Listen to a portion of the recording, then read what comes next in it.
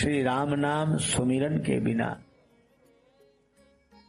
कामनाओं का अंत नहीं होता।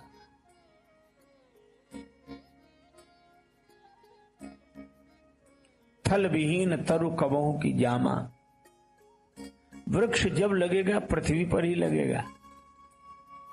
कामनाएं जब मिटेंगी राम भजन से ही मिटेंगी। इसीलिए इन्हें मिटाओ मत। इनको मिटाने वाले मिट गए, ये नहीं मिटी।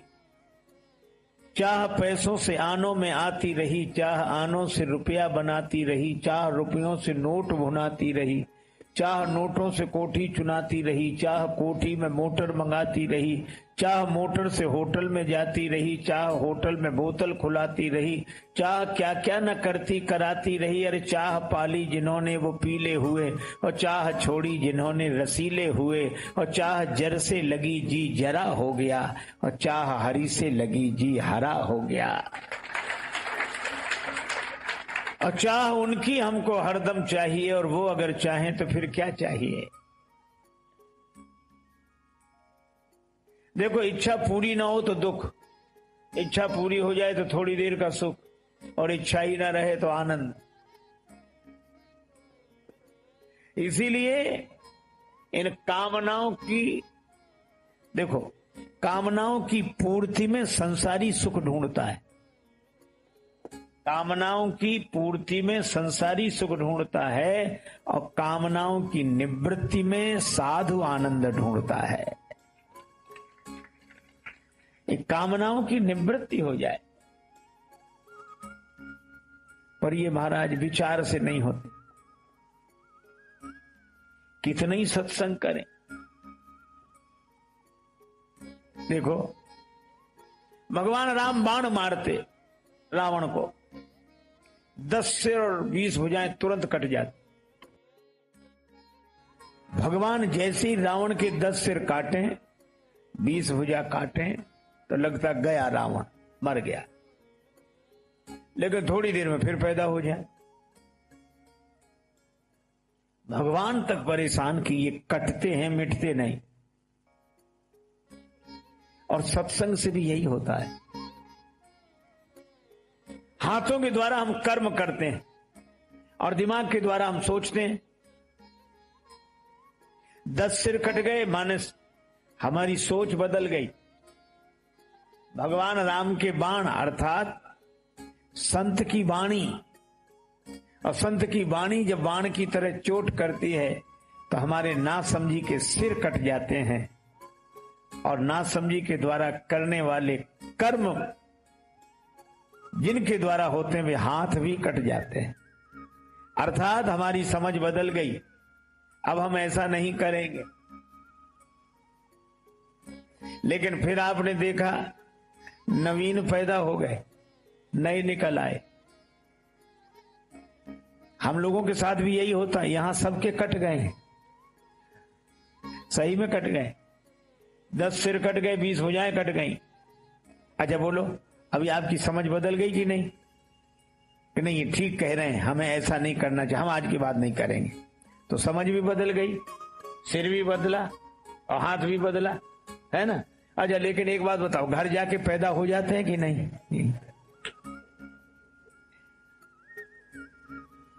यही हो रहा है। देखो, भगवान कृष्ण ने दुर्योधन से कहा कि पांडव संतोषी हैं, मैं शांति दूत बनकर आया हूं, उनको 5 गांव दे दो। वैसे तो तुम्हें उनका राज्य देना चाहिए, पर नहीं दे सकते, तो 5 गांव दे दो। पर दुर्योधन क्या बोला? सूची अग्रम नैव दास्यामि बिना युद्धेन केशव। हे श्री कृष्ण, मैं सुई की नोक के बराबर भूमि भी बिना युद्ध के नहीं दूंगा।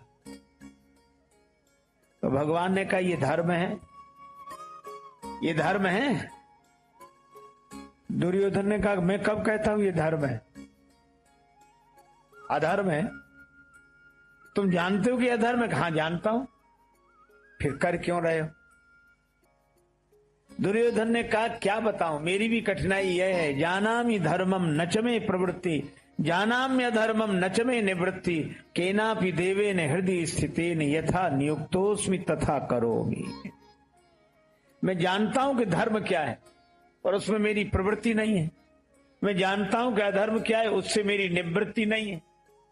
कोई ऐसी जबरदस्त शक्ति बैठी मुझे जैसा नियोजित करती हूं वैसे ही करने के लिए विवश हो जाता हूं। और ये बात आपने सुनी होगी। इस बात से अपने जीवन को जोड़कर देखिए, यही होता है कि नहीं। गांव में दो तरह के कुत्ते घूमते हैं, कुछ पालतू कुछ फालतू।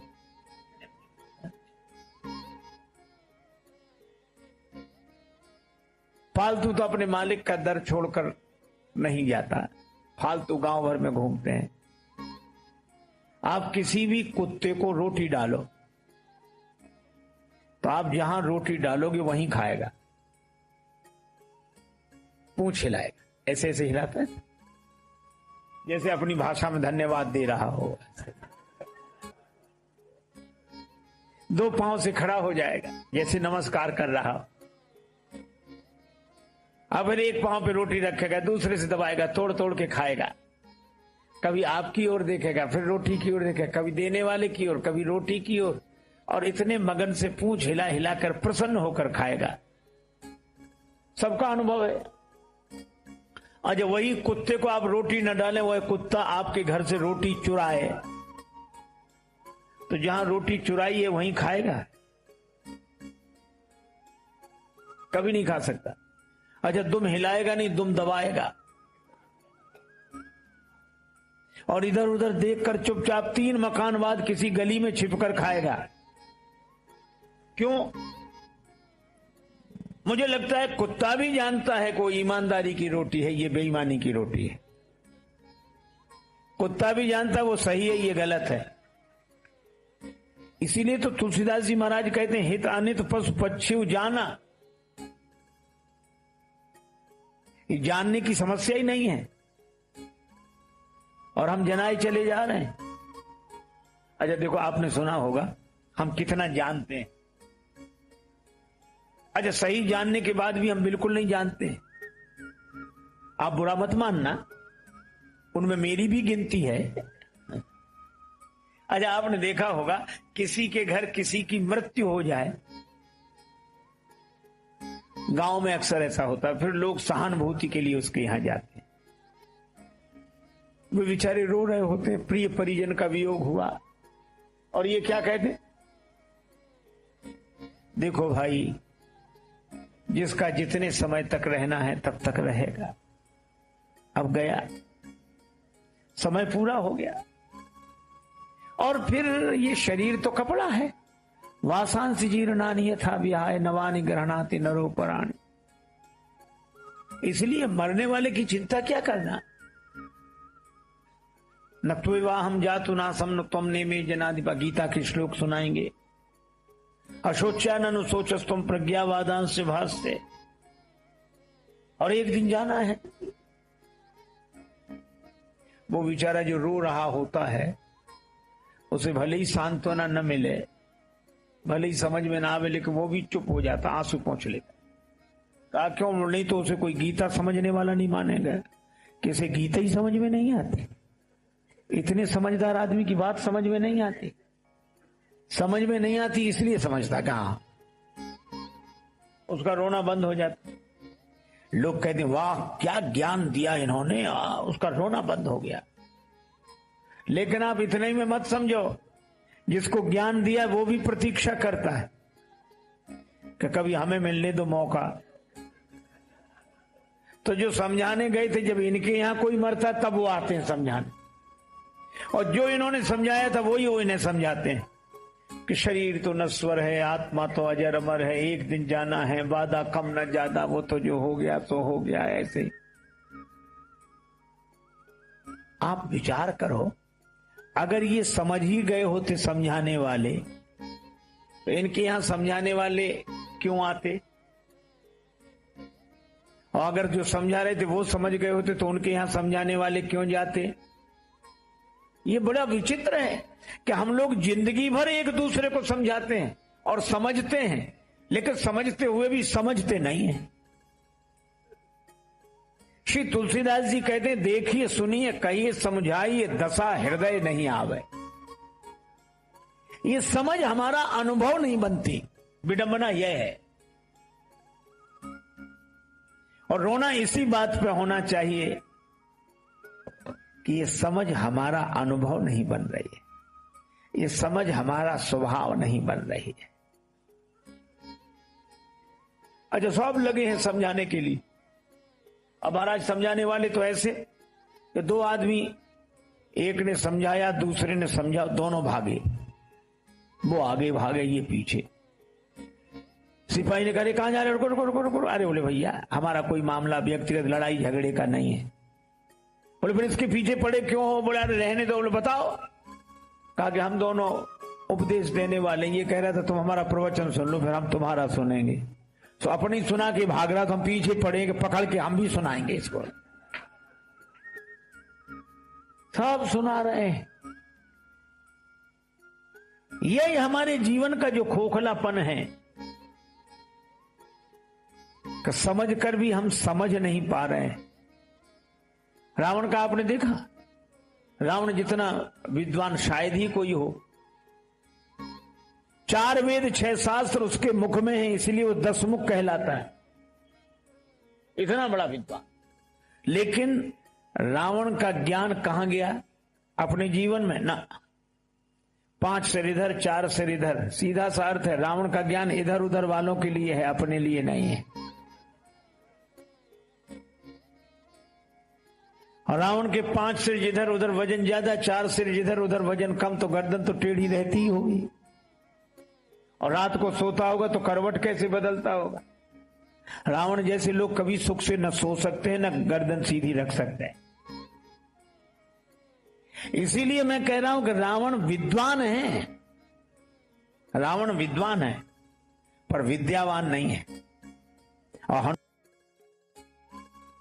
हनुमान जी विद्यावान है। देखो विद्वान और विद्यावान में अंतर है। जिसका ज्ञान उसके जीवन में उतर जाए वो विद्यावान, और जिसका ज्ञान खोपड़ी में बना रहे, इधर उधर वालों के लिए बना रहे, वो विद्वान। हनुमान जी का ज्ञान नीचे उतरा, खोपड़ी से सीधे नीचे उतरा। तो हृदय में कौन आया? बोले जास हृदय आगार बसई राम सर चाप धर। हृदय में भगवान। बुद्धि का ज्ञान तो तब सार्थक है जब उस ज्ञान के कारण हृदय में भगवान का अनुभव हो, भगवान का दर्शन हो।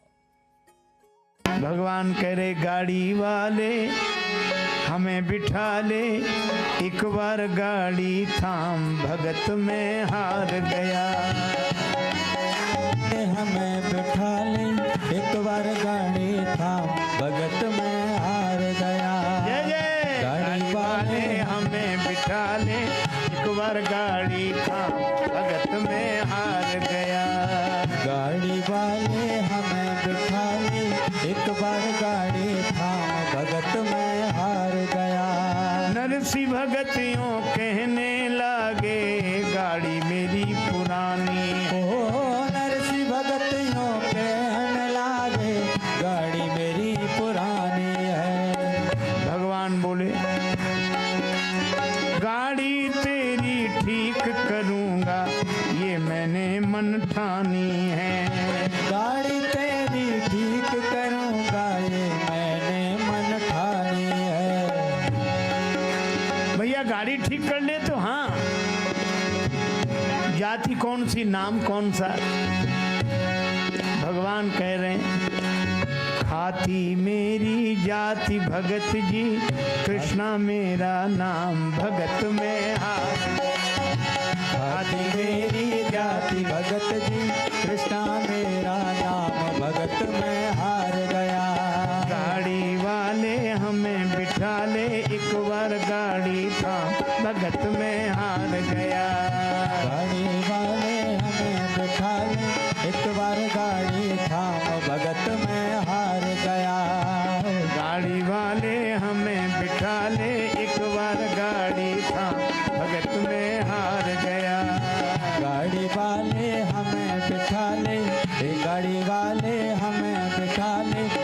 बार गाड़ी थाम भगत में हार गया, ओ भगत में हार गया, भगत में हार गया। गाड़ी वाले हमें बिठा ले, गाड़ी वाले हमें बिठा ले, एक बार गाड़ी थाम भगत में हार गया, भगत में हार गया। भगवान ने कहा मैं खाती जाती का हूँ, आहा, कृष्णा मेरा नाम है। नरसिंह जी बोले भैया लगता है भगवान ने ही तुम्हें भेज दिया। अब गाड़ी लगे सुधारने, हरी हाथ में आरी थी, गाड़ी लगे सुधारने, हरी हाथ में आरी थी। नरसिंह भगत की टूटी गाड़ी प्रभु ने तुरंत सुधारी थी। नरसिंह भगत की टूटी गाड़ी तुरंत भगत ने सुधारी थी। नरसिंह भगत की टूटी गाड़ी प्रभु ने तुरंत सुधारी थी। नरसिंह भगत की टूटी गाड़ी प्रभु ने तुरंत सुधारी थी। गाड़ी सुधर गई, नरसिंह जी का सिर झुक गया, सिर ऊपर न करें। भगवान ने कहा क्या बात है भगत जी? नरसिंह जी बोले गाड़ी तो सुधर गई लेकिन देने को तो कुछ है नहीं, पैसा तो है नहीं। तो फिर नरसिंह जी बोले हम एक काम कर सकते हैं। नरसिंह कहे मैं भजन सुना दूं, पल्ले न मेरे दाम भगत में हार। नरसिंह कहे मैं भजन सुना दूं, पल्ले न मेरे दाम भजन में हार गया। हो नरसिंह कहे मैं भजन सुना दूं, पल्ले न मेरे दाम भगत में हार गया। नरसिंह कहे भाई भजन सुना दूं, पल्ले न मेरे दाम भगत में हार गया, भगत में हार गया। 16 साधु गाड़ी में बैठे फिर रहे तुलसी माला। 16 साधु गाड़ी में बैठे फिर रहे तुलसी माला। पवन समान चली गाड़ी जब कृष्ण बना है गढ़वाला। पवन समान चली है गाड़ी कृष्ण बना है गढ़वाला। कृष्णा कहे भाई अब मैं जाऊं, मुझे जरूरी काम भगत में हार गया। कृष्ण कहे भाई अब मैं जाऊं, मुझे जरूरी काम भगत में हार गया।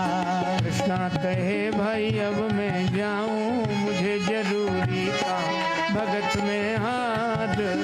कृष्ण कहे भाई अब मैं जाऊं, मुझे जरूरी काम भगत में हार गया, भगत में हार गया।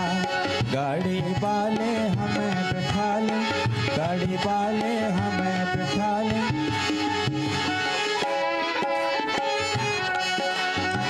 देखो जैसे नरसिंह जी ने कहा कि मैं भजन सुना सकता हूँ, दाम तो है नहीं। केवट बोला कि प्रभु आप भी ऐसे ही कहोगे कुछ है नहीं, तो हम पहले से ही कहे दे रहे हैं उतरा ही नहीं लेंगे। केवट का बेटा था, केवट का बेटा बोला पिताजी ये कितने भी चरण धुला लें, इन्हें नाव में मत बिठाना। तो चरणों से ही तो डर है। केवट का बेटा बोला इनके हाथों से भी डर है। चरण इन्होंने शिला को छुलाए थे तो नारी बन गई, हाथ इन्होंने जनकपुर में धनुष को छुलाया था तो टूट गया। तो चरण छुलाने से नाव के नारी बनने का डर है, तो हाथ छुलाने से धनुष जैसी टूट जाएगी, इसलिए किसी भी दशा में इनको नाव में बिठाओ ही मत, नाव में मत बिठाओ। लक्ष्मण जी को लगा बाप है सोए बेटा और गजब। पर केवट ने कहा नहीं नहीं नहीं, चरणों की तक बात। और बोला क्या केवट, मोहि राम रावरी आन, दशरथ सपथ सब साची कहूं। मोहि राम रावण आन, दशरथ सपथ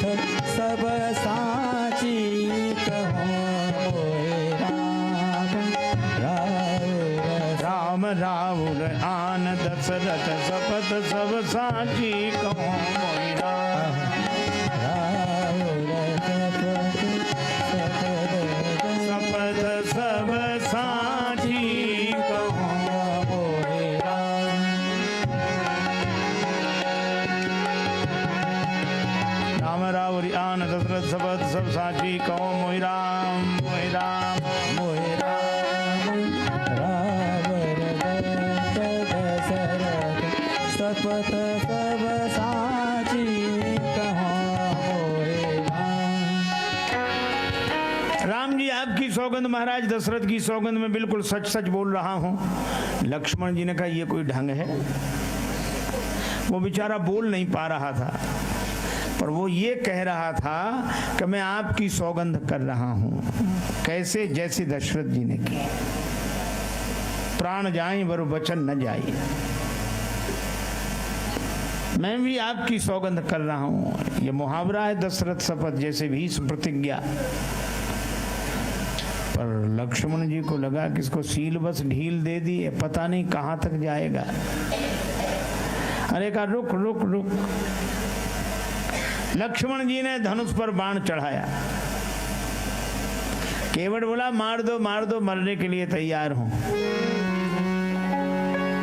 मरूंगा हाथ से किसके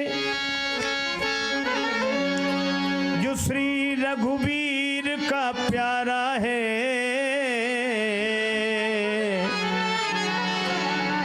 मरूंगा किस जगह जहां निर्मल गंगा की धारा है।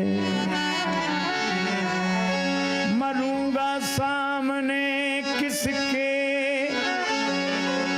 कि जिनका दास होता हूं। मरूंगा किस खता पर पांव करुणा निधि के धोता हूं। भक्त के हाथों से मरूं, गंगा जी के किनारे मरूं, उन भगवान के सामने मरूं जिनका मैं दास हूं। अपराध यह चरण धो रहा हूं। अगर इन पद पंकजों पर प्राण खो जाएगा केवट, तो मर कर भी जमाने में अमर हो जाएगा केवट। फिर क्यों ऐसा समय श्रीमान जाने दूं, न क्यों जान की जीवन के सन्मुख जान जाने दूं। सरकार के प्राणन सो प्रिय बंधु वही मोहि बाण ते मारत है। मरता हूँ कहाँ सुचि गंग के तीर, शरीर सो प्राण सिधारत है। समूह के ही के सुविनीत सुनो, रघुनाथ सुनाथ निहारत है।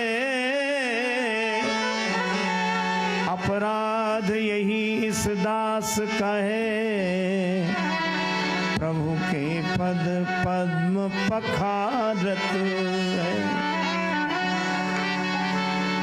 बरु तीर मारहि लखन पे, तीर मारो लखन पे, बरु तीर मारो लखन पे।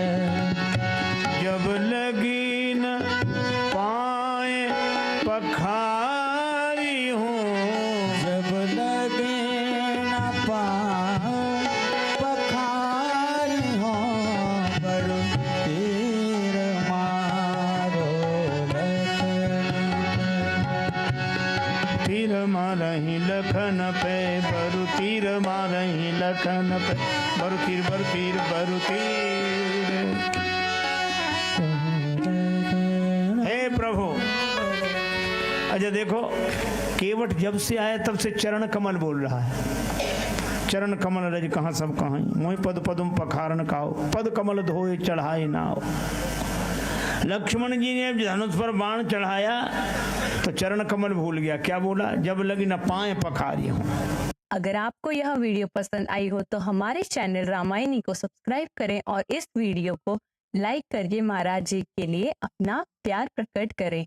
आप इस वीडियो को शेयर करें ताकि ये वीडियो ज्यादा से ज्यादा लोगों तक पहुंच सके, और कमेंट्स में अपने विचार और सुझाव दें, जिससे हम आपके लिए ऐसे ही वीडियोस और पेश कर सके। जय श्री सीताराम जी।